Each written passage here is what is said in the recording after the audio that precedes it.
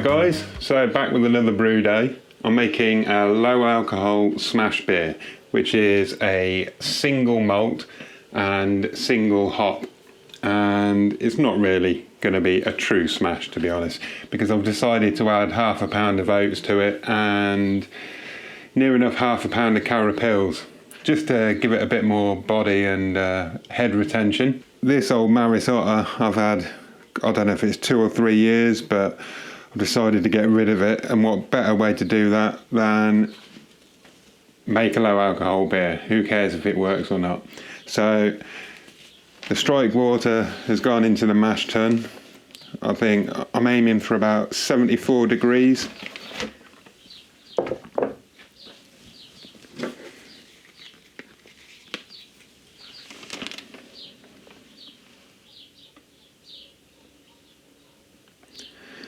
It was about 80 when I put it in, so it's dropped to 73. So I'm just going to top that up with some boiling water and then I'll get the grains in.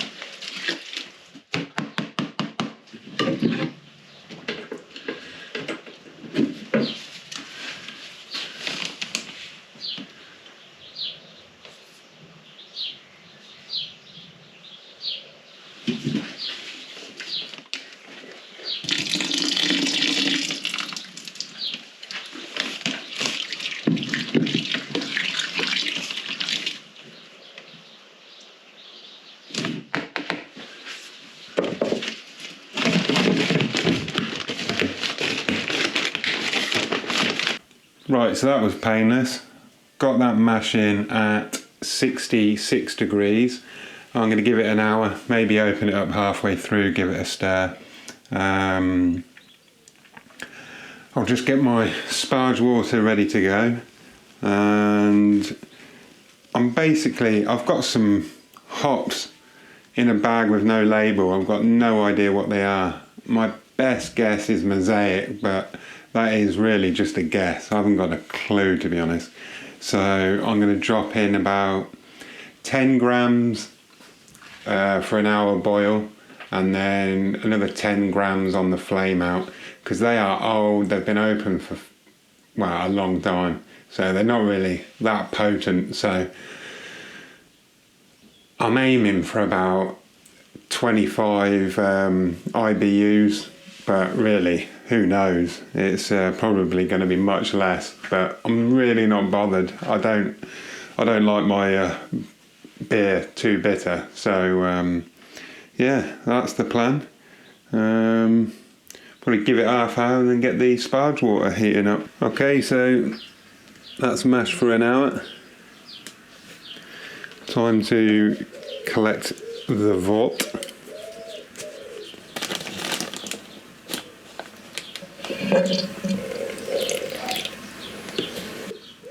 Now you can see it's got particles in it.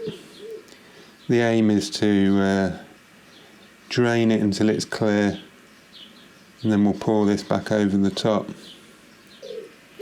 I'm basically looking at this bit here. You can see the particles as it comes out, and you can see when it starts to clear. Now the aim is to let the grain bed set, so when we pour this back over, it will filter out these bits and the wort will come out clear. Okay, so that's coming out clear now. Get it going straight into the bucket. The collected wort, I'm just going to pour slowly over the grain bed.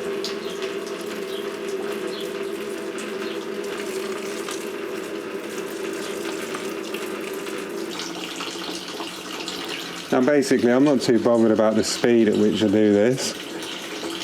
I just don't want to lift the grain bed up and get it all floating again. So that's the one thing I keep an eye on.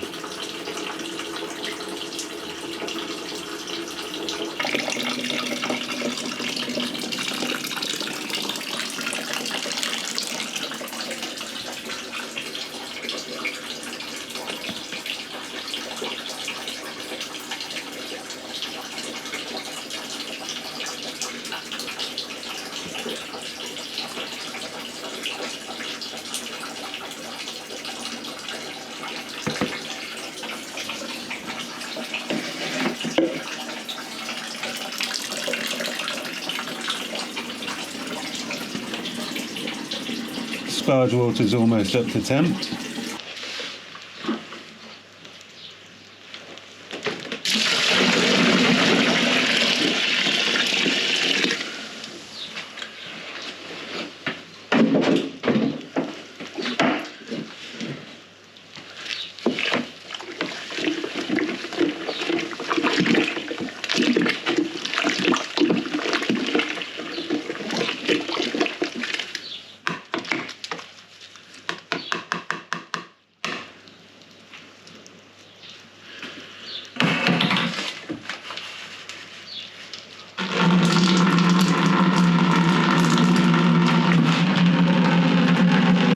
So I've poured in about half the sparge water. I'll do 2 runs. Now usually I've got to let the water level get below the grain level, if that makes sense, before it runs clear. But it's running pretty clear now. So I'm going to swap the bucket over.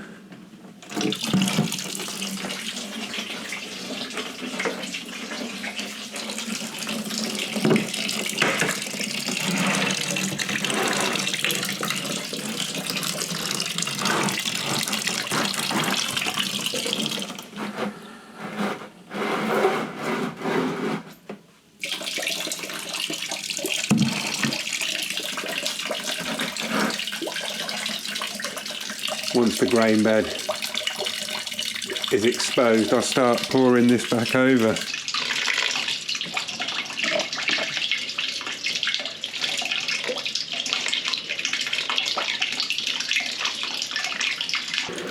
So that's the first sparge coming to an end.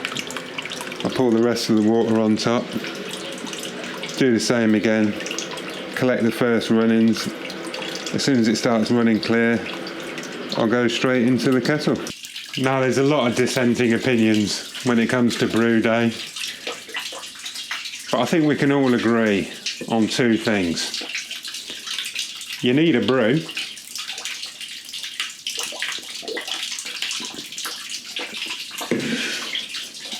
and you need Led Zeppelin 2, of course. So I'm sparging straight into the kettle now. The grain bed is exposed. I've collected the wort in another bucket. Now I'm aiming for a 23 litre batch. I've marked 26.5 litres because the boil off rate for this is 3.5 litres in an hour. So I'll boil off this back over the grain bed. Once I get to 26.5, I'll cut it off. So there we go, we're at the cut off point. I started bringing it to the boil as I was loading or draining the wort into it. There's about a litre or 2 over there. It's because the grain, I allow a litre of water per kilo of grain, but it's never quite right. It holds about, well, a bit less than that. Going on previous brews, 70 to 90%, so 700 to 900 ml per kilo of grain. But it's easy just to allow a litre and then cut the sparge a bit short. So that's it. I'll bring that to the boil and then I'll add the hops. 10 grams of mosaic. So let that do its thing for an hour, and then I haven't actually got 10 grams, I've got a little bit. I'm just going to chuck in at flame out. So that's now a boil, and this is the hops going in at flame out. Now the power's off.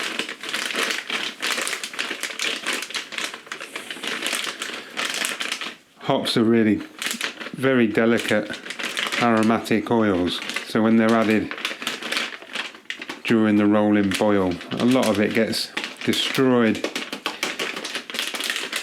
So we put hops in at the start to add bitterness, and then with a couple minutes to go, they're called like aromatic additions, and they can be added from like sort of 5 minutes, 10 minutes to right now when you turn it off the power. And the later you leave it, obviously the more flavour you get from it. And then you can also dry hop, which is once it's cooled down, you ferment for a week or so, and then you can rack off into like a secondary and add the hops then. But for this I'm just doing these late additions.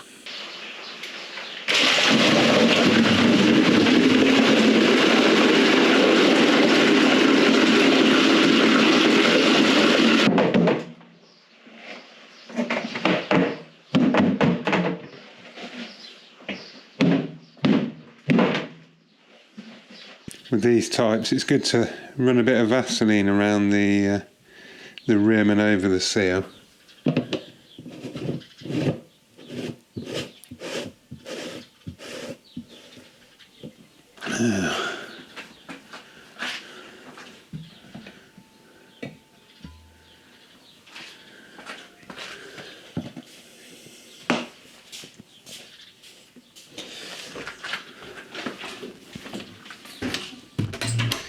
Now people use wort chillers, basically a coil of copper piping that you can insert in and then run cold water through it to chill it as quick as possible. I haven't got one. I thought about making one, but I didn't bother. I just put mine in the Belfast sink and fill it with cold water. It still chills overnight. The quickest way I found of doing it is putting that inside a bigger bucket and then putting the shower hose inside it and continuously running cold water, and that's actually chilled it in a couple of hours. But I've never had any problems with letting it cool overnight, so I don't really bother anymore. Okay, so I've taken a hydrometer reading. It's come out at 10.25, which is a couple of points higher than I was expecting.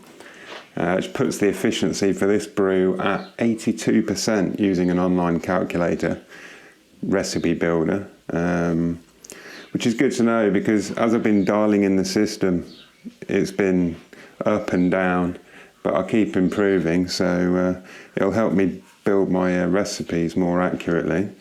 I'm just using some Young's yeast, the last of that. So it's a teaspoon per gallon, and I've got 5 gallons, and that just sprinkles on top. I don't think you need to stir this stuff. Let's have a look. Oh, it does say stir. I'm not going to bother. It's all sunk. So I'll get the lid on.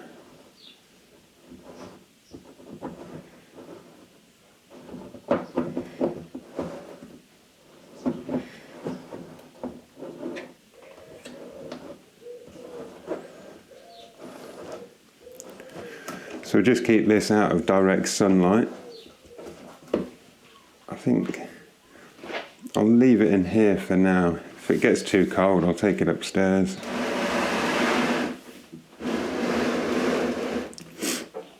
As it ferments, you'll get the krausen up here, which does depend on yeast type. Some don't do it, but this particular yeast does perform a krausen. You'll see it rise up and then eventually drop down. Some people will rack off at that point into a secondary to help it clear up, but I think it's been proven now that it doesn't actually help, and you're better off leaving the beer on the yeast and allow the yeast to clear the beer up itself. And I've done it a couple of times now, and it definitely works, an absolute treat, which is great because it's a lot less work. So I'll leave that in there about a month, and then I'll be bottling it. So hope you enjoyed the video, and yeah, get brewing. It's great fun. And yeah, build your own recipes as well. Don't be shy about that. I'll share a link to the website I use. It makes life pretty easy. You can dial it in. You can search for the particular ale or beer you're making, and you know, see the parameters for it, and then start messing around with the ingredients, and yeah, just have fun with it. All right, cheers guys. See you on the next one.